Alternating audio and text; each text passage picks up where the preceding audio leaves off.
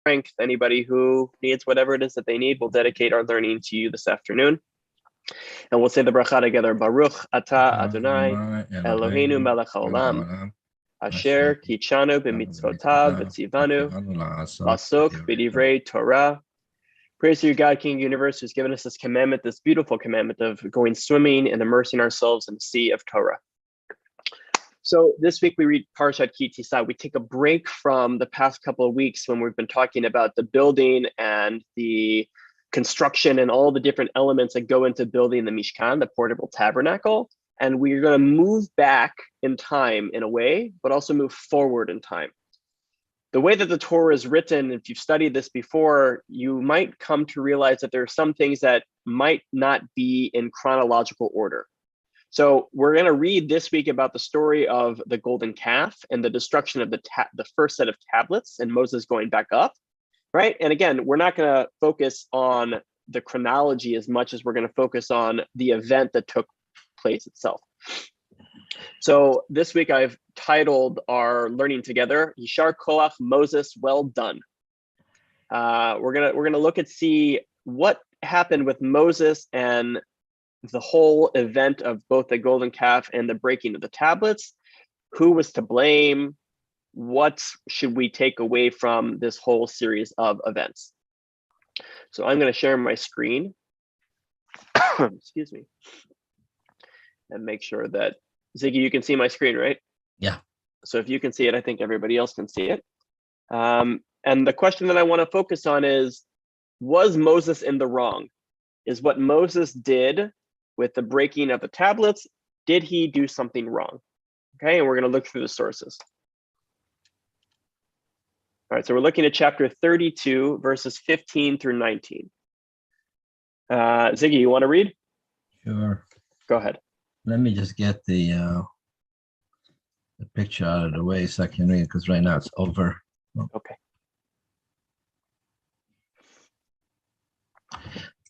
Thereupon Moses turned and went down from the mountain bearing the 2 tablets of the pact, tablets inscribed on both their surfaces.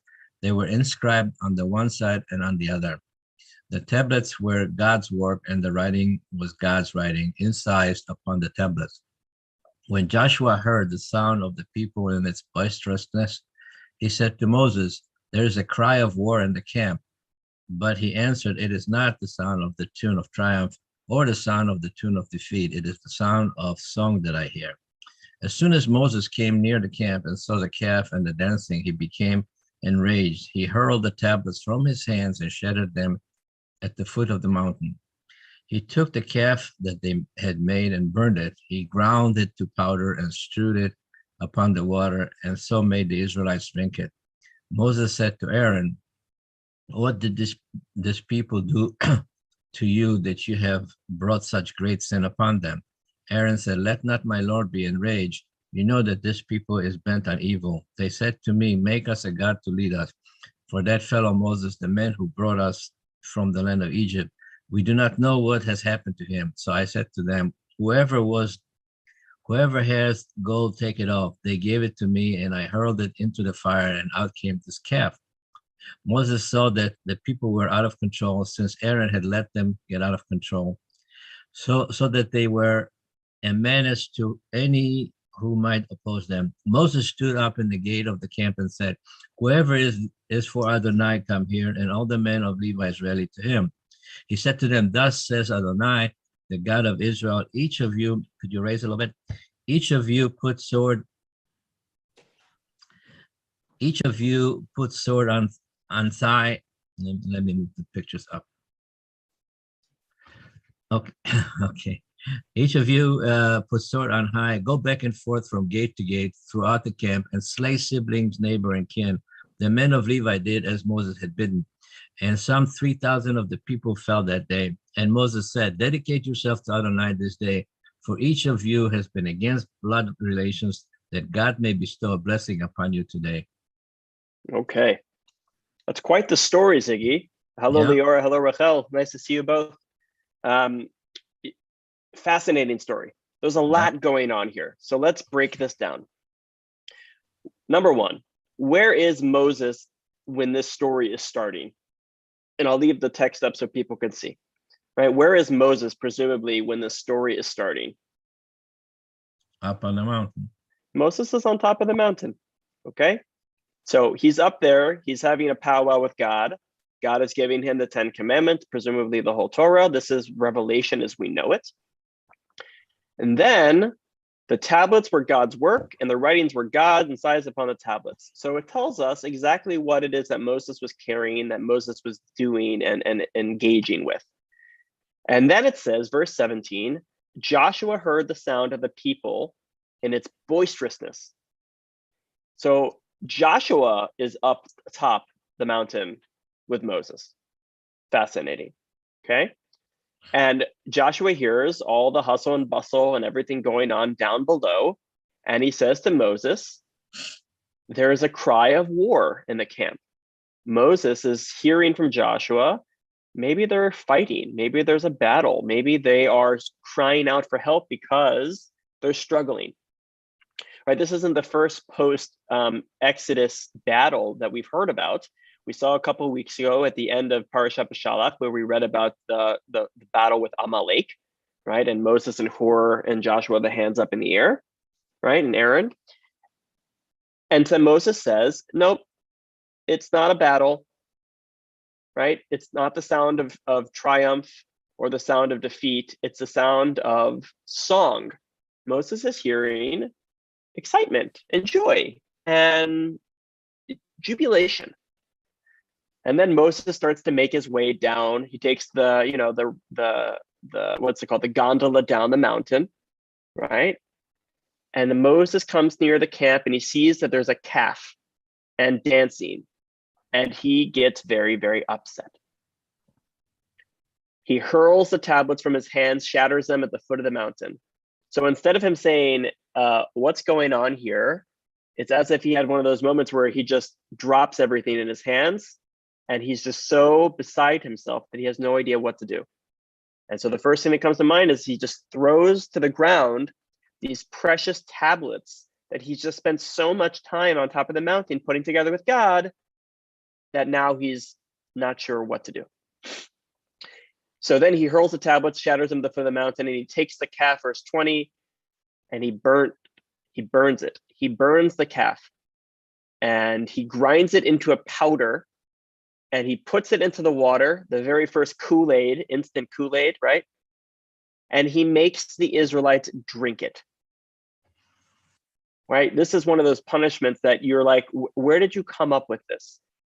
It's like when you were a child, if your parents said, I'm going to wash your mouth out with soap, if you used profanity and spoke poorly, right? It's like, where did this come from? How did you make this decision that this is what you were going to do as far as punishment goes? So after he grinds up the calf and burns it down and mixes it into the water and makes the Israelites drink it, he says to his brother, what did this people do to you that you've brought such a great sin upon them? Right? Aaron, how did you lose control? You were the person in charge. What happened that you let them overtake you? Aaron says, let not my Lord be enraged. Who is the Lord in this situation? Who is Aaron referring to? Moses. Is it Moses or is it God? I think it's Moses. Okay. We don't know, right? It could be that he's being respectful to his brother, referring to him as my Lord. Remember, where did Moses get his start? He got his start in the palace, and perhaps he was of title there. Perhaps it's a way of saying, Moses, please make sure that God, our Lord, doesn't get upset because you're the person who speaks to God directly, not me, Aaron. You know that this people is bent on evil. You know that these people are all about evil, right? We've seen this before. They're not the greatest people. They're not mentioned. And so they said to me, make us a God to lead us. For that fellow Moses, the man who brought us from the land of Egypt, we do not know what has happened to him. Moses, you disappeared. And the people were really just scared. The people were really worried that you weren't coming back. So I said to them, whoever has gold, take it off. And they gave it to me, and I hurled into a fire, and out came the calf. And really, that's where we need to focus our attention, is what happened is that Aaron didn't know how to be a leader himself in the situation. he said, you know what? You're right. Moses is the person who's been doing all these things for us over the past number of how long time. And I'm worried that we're never going to get back to the point where Moses was our leader and God was there for us. So let's make a calf. Let's like put our heads together and create a better system. And so there are a lot of questions that can come about from this. I'm curious what questions you all have in reading this section. What comes about as a question?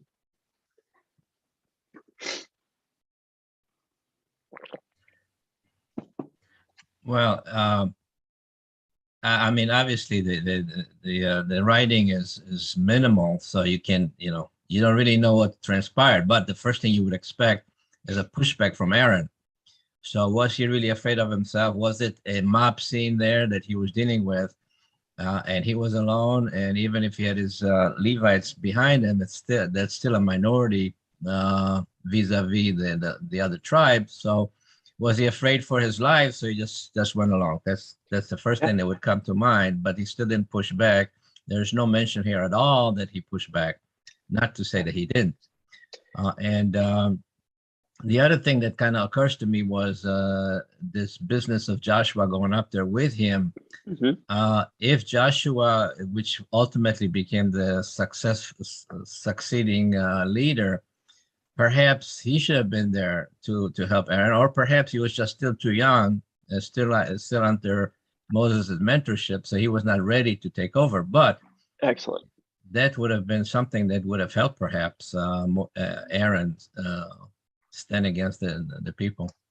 Ziggy, excellent points. All great questions. Why is Aaron afraid? Why didn't he stand up? What's the role of Joshua here? All great questions. Any other questions that come to mind when reading this section here?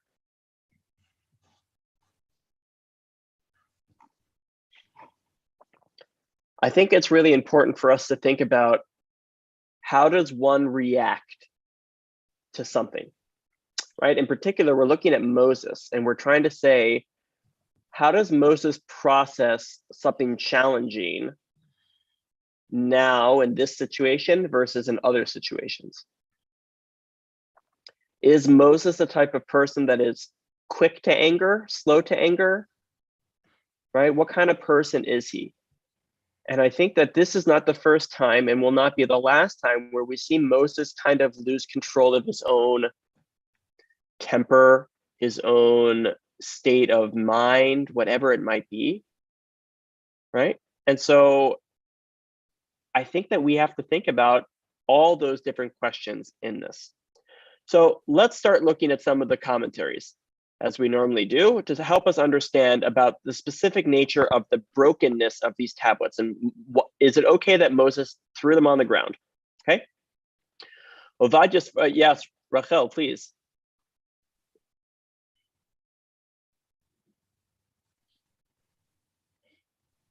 Rachel, are you there?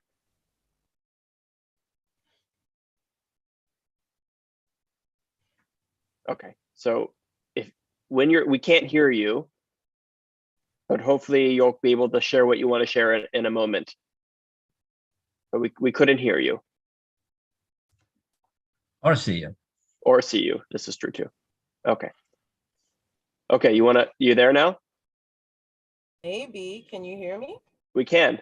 Oh, good. Yeah, it keeps telling me the internet's bad. I simply was like thinking, didn't Moses kill an Egyptian? So I don't know. Like, I think of maybe that is a little bit of how he can be like all of us. Right, that's an excellent example. That Moses, this is not the first time that Moses has had some sort of a temper or perhaps an anger issue.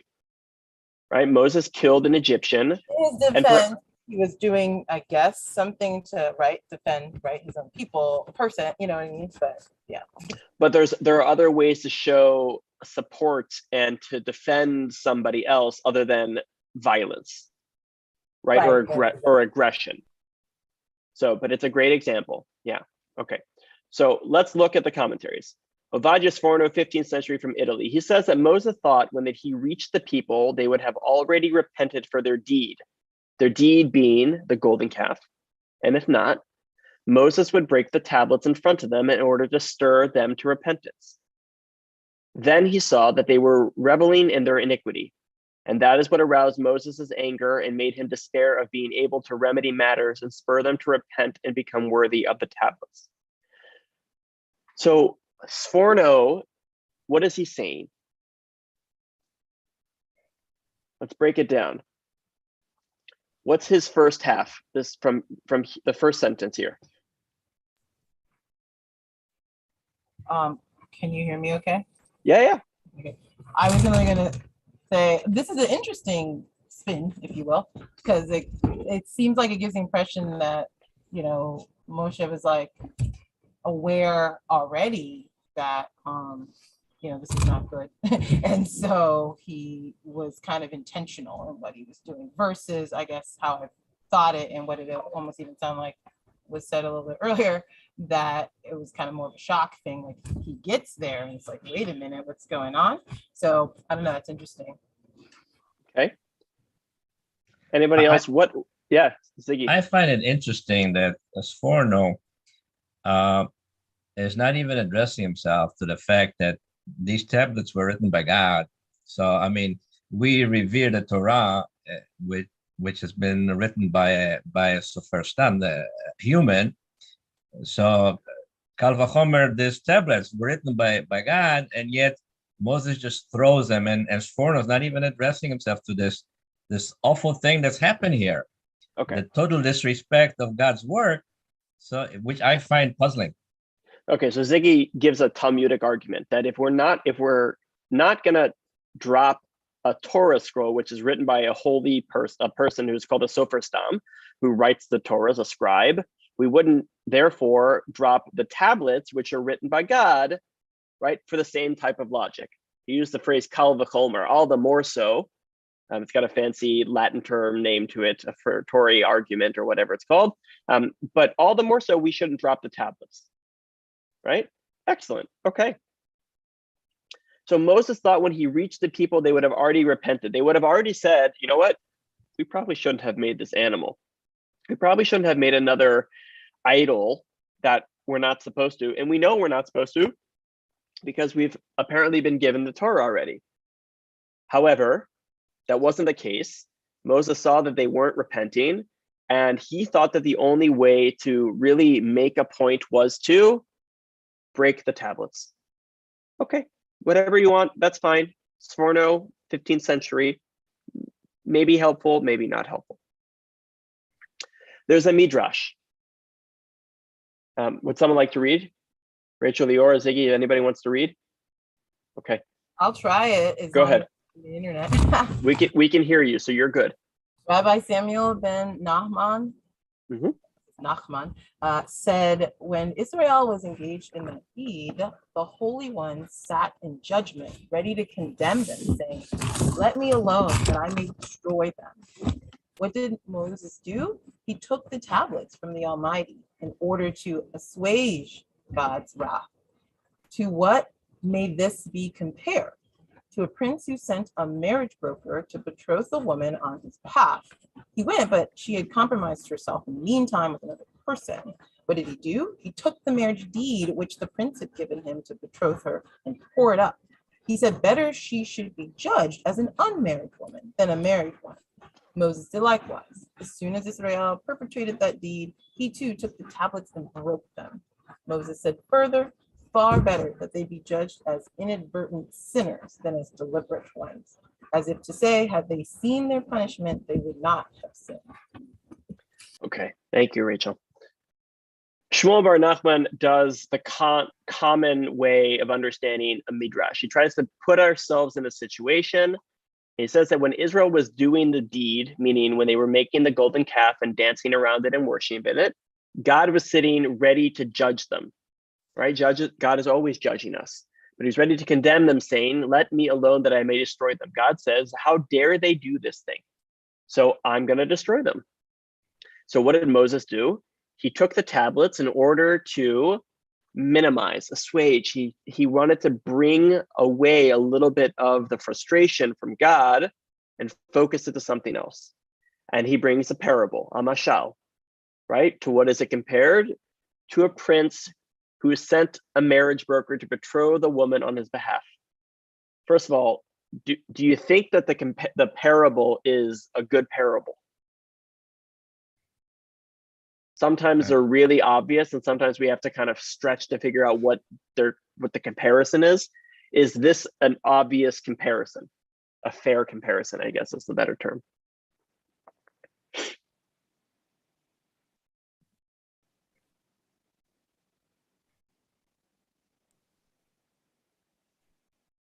I mean, from a literary perspective, it felt parallel. But, okay.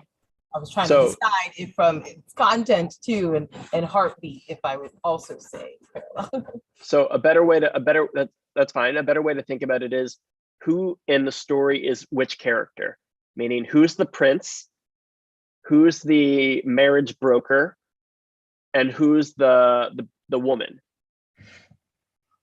Right? That's the way to think about it. Is do the comparison pieces equal out? And do they make sense? And that's right? What like a literary, like it feels like it matches, right? Because if it's to say that Moses is the what was the term for the in-between person, liaison? Marriage broker. Yeah, broker. Then yeah, because it's like the prince was like thinking, oh gosh, she knew someone before she was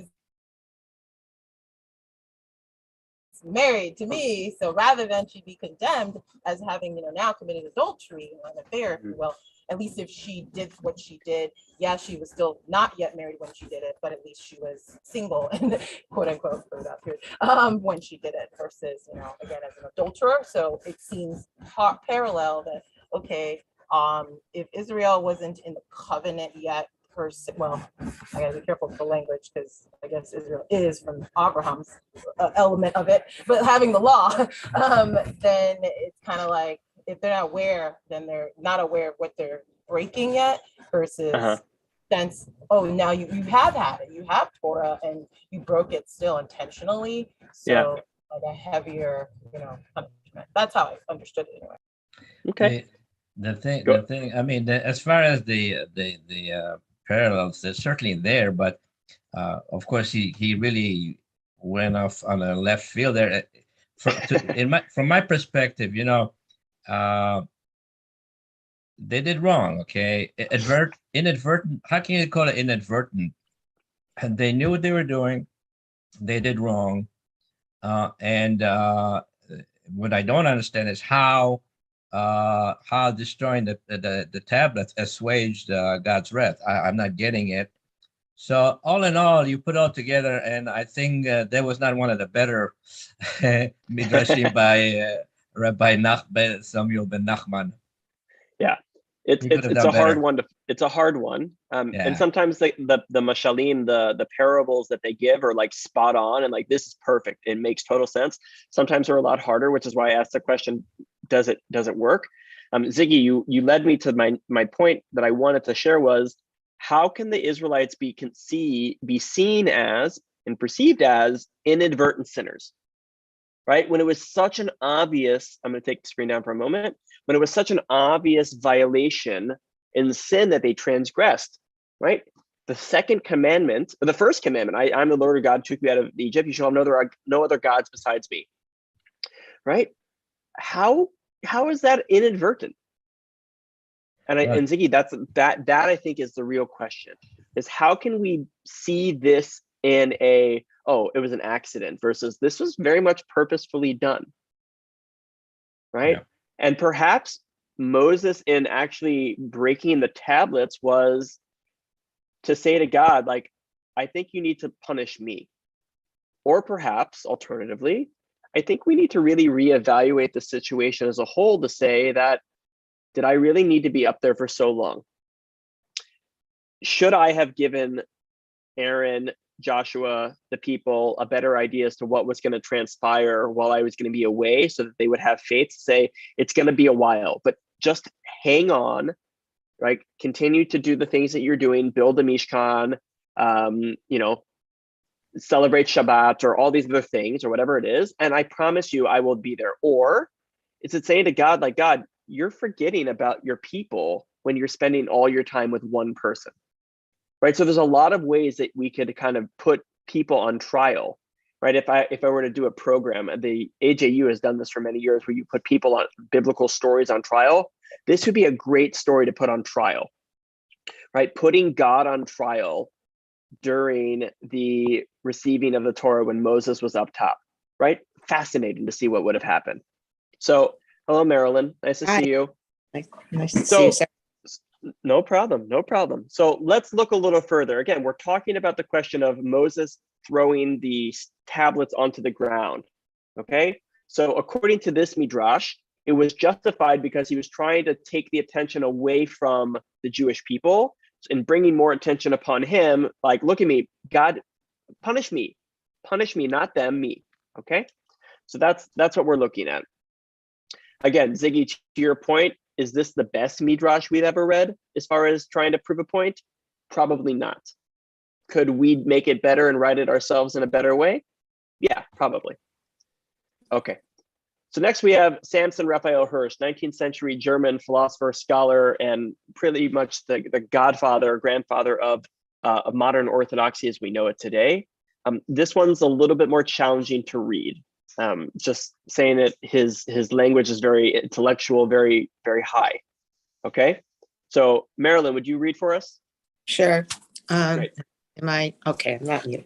So long as the false conceptions of idolatry are rooted merely in the intellect, they can be eradicated by enlightenment and instruction. Misconceptions can be corrected by the force of truth. The gates of repentance are thus still wide open.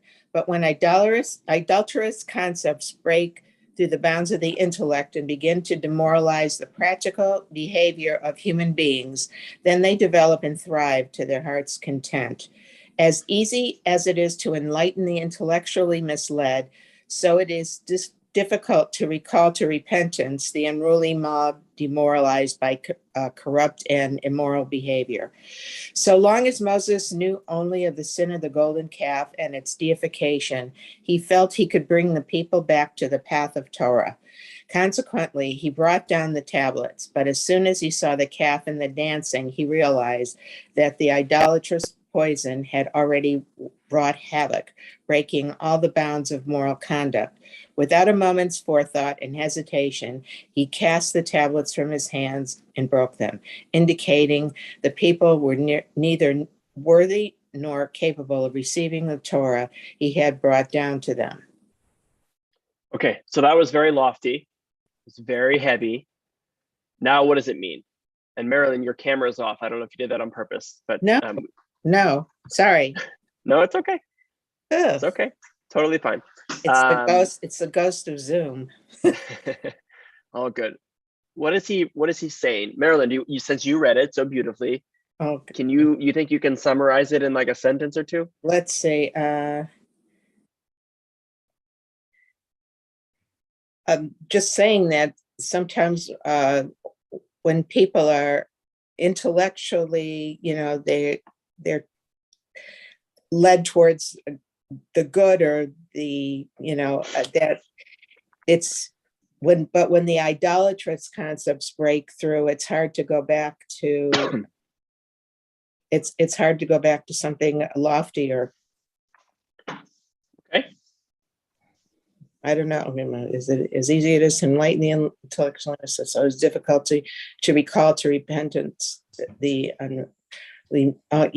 hard to get people to go back once you're demoralized by corrupt and immoral behavior. It's hard to get people to repent, and it's almost saying that once someone has really decided and is convinced of doing something, it's hard to change someone's mind.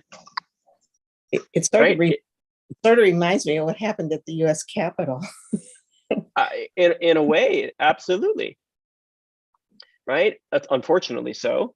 But the point is that it's hard to change someone's mind when they've really settled on this is what I'm going to do. Yeah. Right? And I think that the line that sticks with me is so long as Moses knew only of the sin of the golden calf and its deification, he felt he could bring the people back to the path of Torah. Moses probably said to himself, I'm Moses. I'm God's guy. I am the leader of the people. I can change something.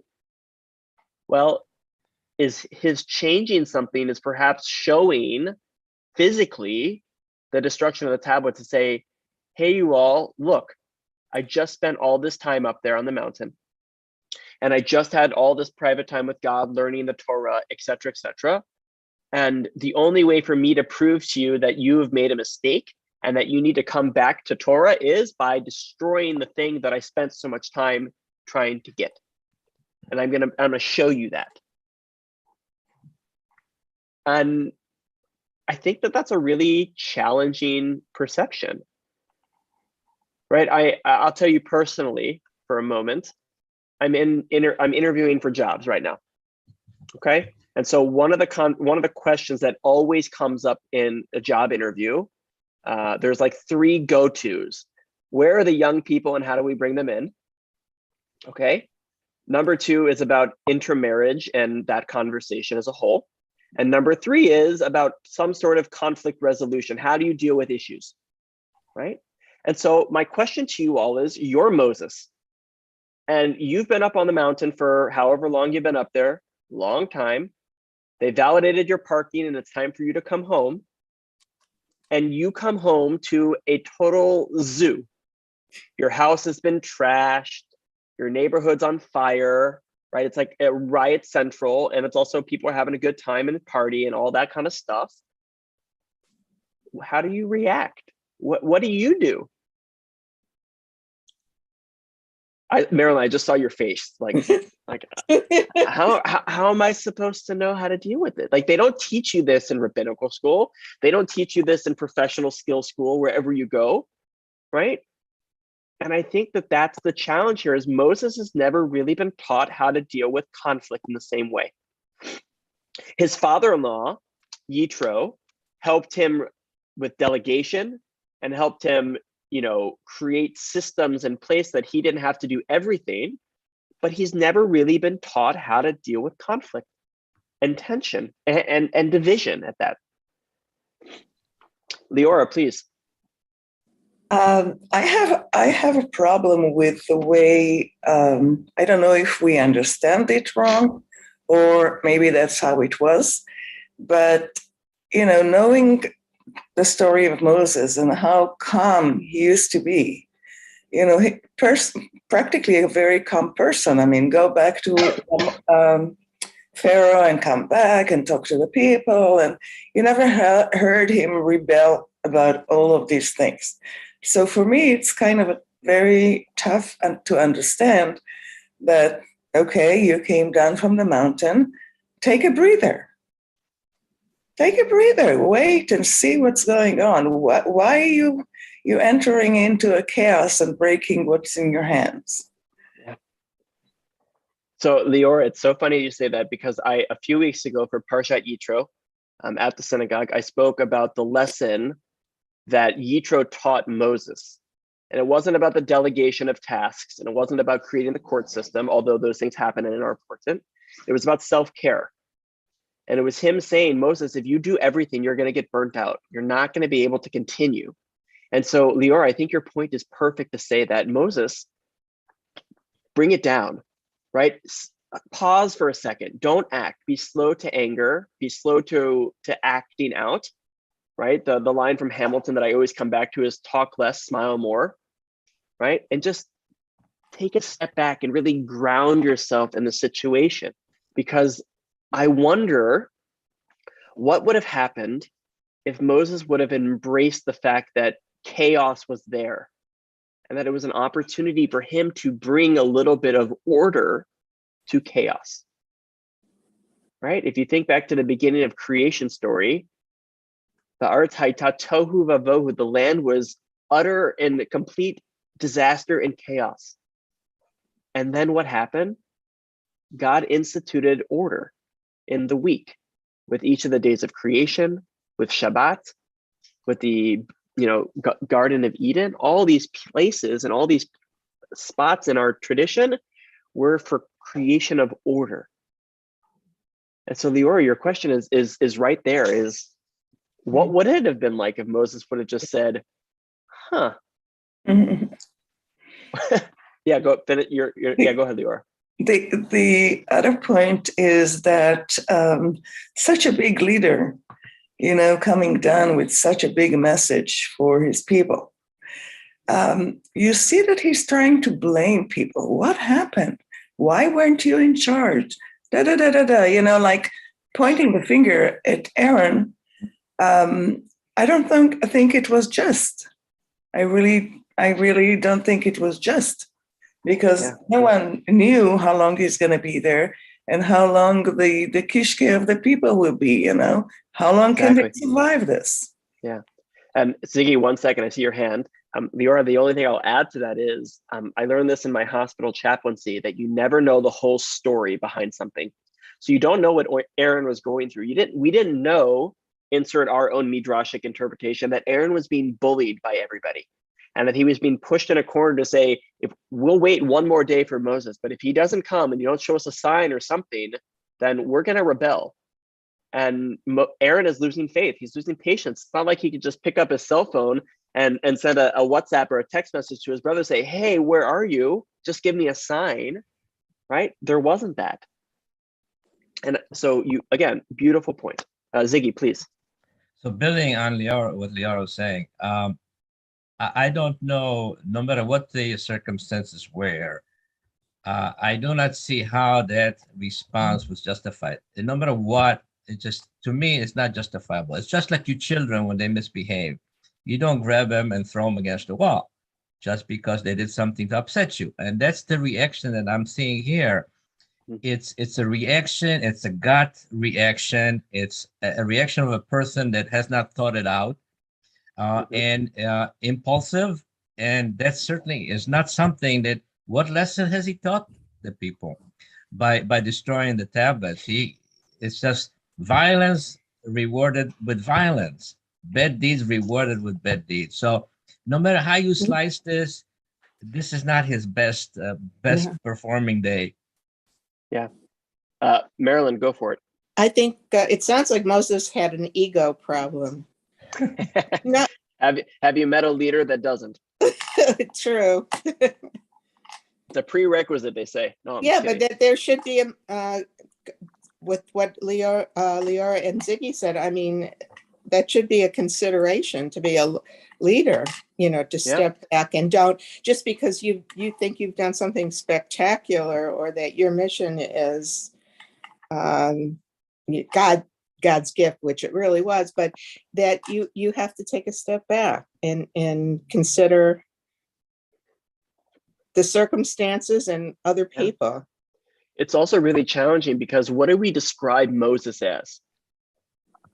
Moses is said to be the most humble of all people, right? Of Anava. And he's got this humility to him. And there are a lot of people out there. By the way, I'll tell you my personal fact. I don't think Moses is a great leader. I really struggle with his leadership style, right? I think there are moments where he does great things. And I think there are moments where how are you the person? And I think that's what makes Moses such a rich character, is that we can try to fight with his different actions and reactions in that case. And there's this joke that mi Moshe ad Moshe ein od kemoshe, from Moses, meaning Moses Rabbeinu, our teacher, until Moses Maimonides, there is nobody like Moses, and that there has been nobody in our Jewish history who is as rich of a personality as Moses from our stories and Moses Maimonides. So I think that there's something to be said for who Moses is as a person and as a leader. And he's a really challenging character. But he's a human. That is huge, Marilyn, that is huge. And it's important for us to recognize that even our leaders, who we anticipate and project them to be the most pure, perfect people, are in fact human beings. And what have we learned, if nothing else, from the Torah, especially the early parts of our Torah? That we as humans are flawed. We have our moments, right? Me as a rabbi, you as a people, us as human beings, we have our moments where we are like killing it, loving it, we're the best, and moments where we are really struggling and where we need a lot of help. All right, I want to move on to a couple of the other reactions to the tablets being smashed. Although I really appreciate the conversation about Moses itself. The Meshech Chochmah, Rabbi Meir Simcha Cohen of Dvinsk, 19th century from Russia, he says that it was the first tablets which were the work of God. Those were the ones that were broken, not the tablets that Moses made, which remained whole, which demonstrates that no holiness resides in any created thing other than that vested by Israel's observance of the Torah in accordance with the will of God. So for the Meshech Chochmah, the tablets that were broken were God's tablets, but the tablets that Moses had, he did those himself. And perhaps it's saying that God has this extra elevated holiness factor. I don't know. Also, do you know where did the first set of tablets, the ones that were broken, where did that go? Do you know? I saw the Or shake ahead. Under the second tablets, they always were carrying the ark. Right, they were carried everywhere we went in the ark.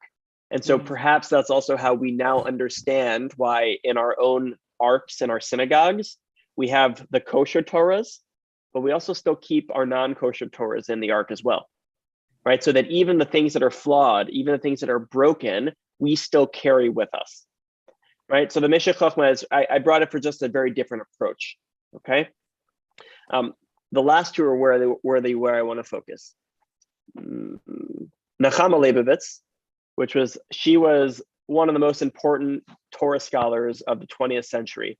A lot of the teachers that you probably have learned Torah from learned from the students that she had. So we've all learned from Nechama Leibovitz, okay?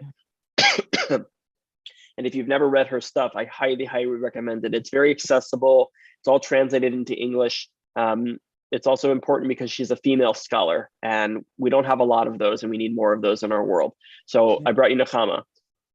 Moses had just been engaged in confrontation with God in an attempt to placate God's anger, questioning God's right to be angry, and finally implored God to, quote, turn from God's fierce anger. Now, Moses was angry. Moses' duty as a prophet was to intercede for the people, but it was also his duty to imitate God. What do you think about Nechama here? Leora is shaking her head no.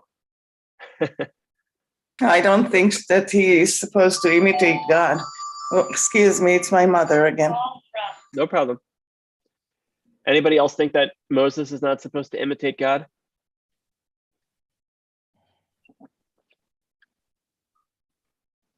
What's the challenge?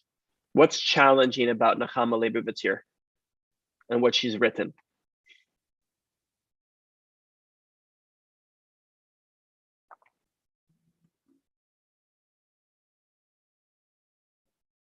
I'm back if you are. Okay. No, go ahead. I'm sorry about that. No, you're fine. I think the imitation of God, what we are supposed to imitate the good parts of God in order to have a complete and full life.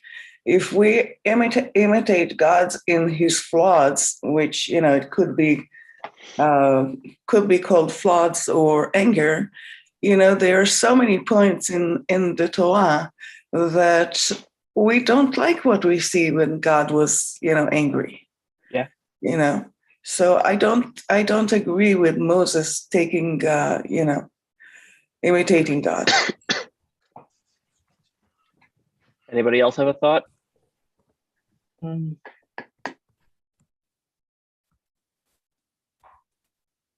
Forgiveness. Nobody's talking about forgiveness.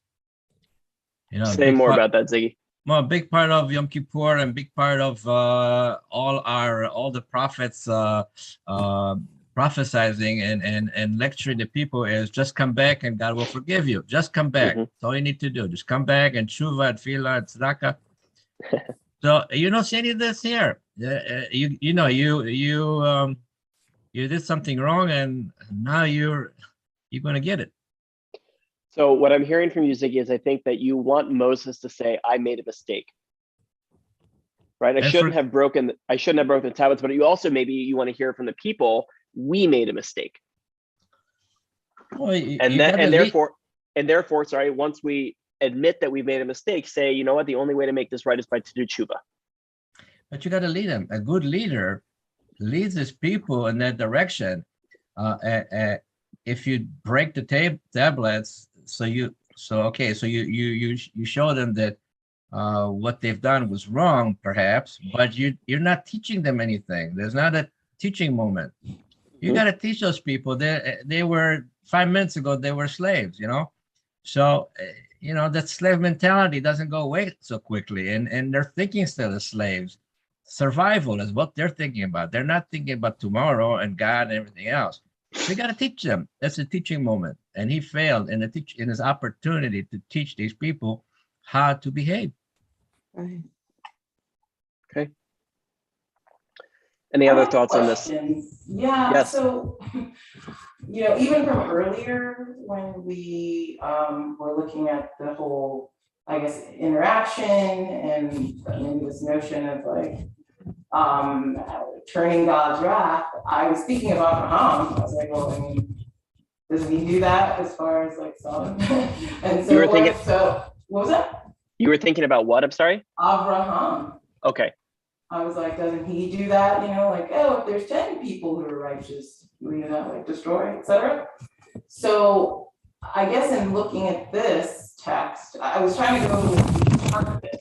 The top part was talking about the confrontation, and then Moses tried to placate. So I was like, maybe I don't remember it, and I think it's good for me to actually look at the text because I don't remember that scene happening. But then even to say, while he's a prophet, is to intercede, but also imitate. I was like, well, what does imitate mean as how it's being used? Does it mean reflect, represent, or act just the same as? And so those are kind of the thoughts I was having. And I wanted to make one little edit. I started to write the text. There are a lot of, you know, scholars. We're just not always going to acknowledge. This is true. This is true. So great. The question of imitating God is an important question. The question of imitating in general is a very interesting question. And I want to throw out there that if we're supposed to imitate or not imitate God, right? Are there examples of times in the Torah or in in Jewish tradition where we shouldn't imitate something that God has done?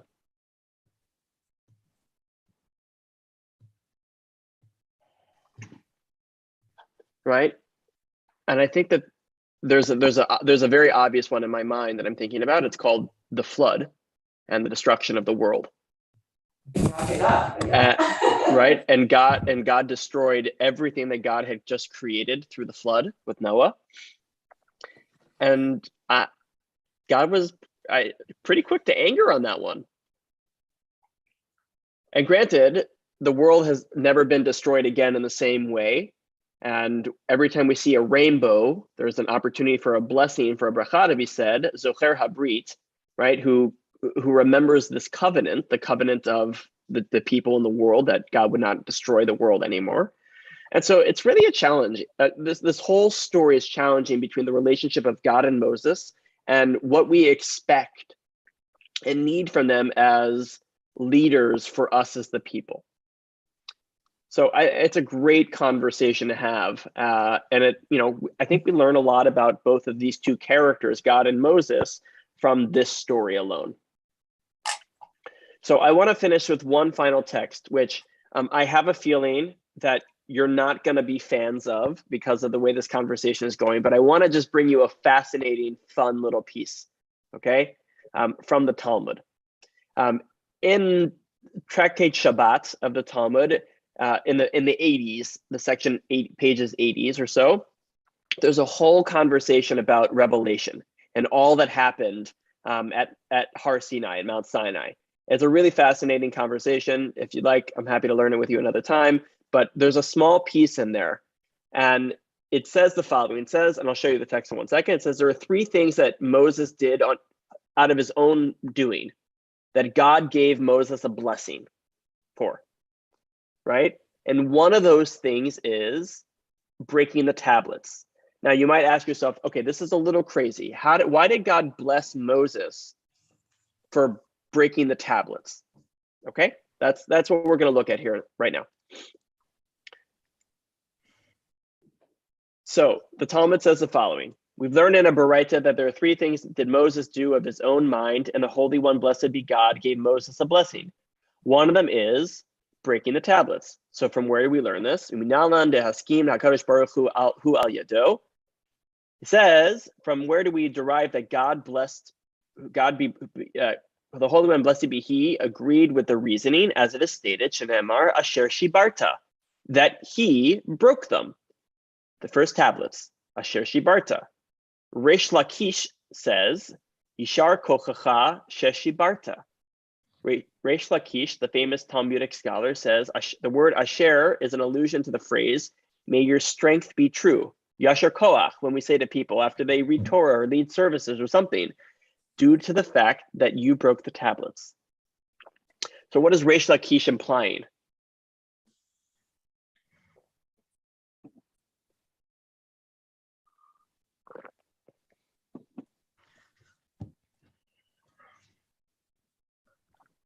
That God agreed with that action, that act. Perhaps that God agreed with the act, yeah. Which I totally don't get out of that, but anyhow. Ziggy, we don't have to understand the Talmudists. I know, I disagree with them. I mean, they're all reading the same text as we are, so they're entitled to their opinion and we're entitled to ours. So exactly. So let's phrase the question differently. Why could have the Moses breaking the tablets been a good thing? Right, stretch your thoughts for just a second. What possibly could be good about the fact that he broke the tablets? The element of shock, to shock the people. Right. The element of shock to shock the people. Okay. Other thoughts? Why else could it be potentially a good thing that Moses broke the tablets? he wanted to meet with God again. No, just kidding. Well, it could be. Ziggy, it's not such a far-fetched idea. It absolutely could be that that he wants to have another one-on-one with God. No, he didn't think it out. Maybe he thought he was acting as God. Say more about what you mean by that, Marilyn. What does that mean? That he was thinking maybe God wouldn't think that the people were worthy at that point of accepting the commandments, and that's what Moses did, and maybe God agreed with him at that time, with that the people at that point weren't worthy of receiving the commandments, and Okay. his strength of doing so, because it said, may your strength be true. Maybe that it was a conviction. I don't know. Okay. Probably doesn't make sense what I'm saying. But. No, it's fine. It's fine. I think it's complicated. And I think it's very complicated. And I left this open-ended this week and I don't have a specific point that I want to leave you with. I have obviously many points I want to leave you with, but specifically, I wonder, what can we learn and continue to learn from this type of a story? Right? What are the lessons and the values that are important for us to always remember when thinking about a challenging leadership story? Was Moses in the right to break the tablets? Was God in the wrong for not providing more comfort and instruction to the people? Who's the protagonist? Who's the antagonist here? Right? All these types of questions are good for us to think about. I'm actually going to read it as follows. Reish Lakish says, Yashar Koach to you for giving us the opportunity to continue learning and developing our own inner strength because of the situations like this that arise. And I think if you read it that way, it tells us, implores us to say that everything that we do, we should always be reflecting upon. That we should always be able to come back and say, was that a good thing? Was that a bad thing? How did it impact me? How did it impact others? I think it's an opportunity for us to say that we should continue building and going into strength, Right. to koach. Yashar koach is going further in strength. And you still say yashar koach to someone who does a terrible job reading Torah versus someone who does a perfect job reading Torah, right? You Right. still say yashar koach to a sermon that you didn't understand, to the most incredible crafted sermon you've ever heard. And I think that that's really important, Yes. right? And I think that there's a lot we can learn from this particular story. It's challenging, and that's why I brought it. I brought it because it was challenging, and I'm thinking about my own personal growth, and I'm thinking about how we can continue making the world a better place, and et cetera, et cetera. And this is one of those stories that I think there's always something to learn from it, and we learn it in very different ways without us even realizing that we've learned it. So that's what I have for you all this week. you. It was lovely to be back with you. Any final comments, thoughts, questions, counter arguments? I just have a question for you personally. How? Yeah. Maybe you don't want to record this. I'm not sure. How was how did the interviews go, and did you find a place where you might be thinking of? So they're still going. Oh, they're still going. We've been away for the past 2 weeks. We'll be at Shomrei this Shabbat. So this Yeah. Shabbat, tomorrow night, 6 o'clock with Cantor Rafi and myself on Zoom. Saturday morning, 9:30 in the sanctuary with myself and whoever else is there. And Cantor Rafi will be doing an interactive virtual service, musical, Saturday, 10 a.m. on Zoom. So there's the plugs for Shabbat. But they're still going. We have a couple more to do, and they've been really meaningful, really reflective, and it's really nice to know that all the hard work of school and all the loans and all the stuff is paying off, and hopefully we'll know in a couple of weeks where we'll end up. So it's been a lot of fun. It's been exhausting. I wish you could stay here. But I'm not going anywhere yet. I'll still be around for a while. Don't you worry. But I appreciate that. So Darabah, may we all go Yishar Koach in strength, forward in strength, and whatever way that might be. And those of you joining us on the live stream, thank you for being here. Those of you in the Zoom room, always a pleasure. And next week, Cantor Rafi will be here to learn with you. And in March, Rabbi Cameras will be back. And, I'm sure I'll still see you here and there when he's like passing it off. But it's been really great to learn with you all, and see you all when we see you next. Thank you. Shabbat Thank you, shalom. everybody.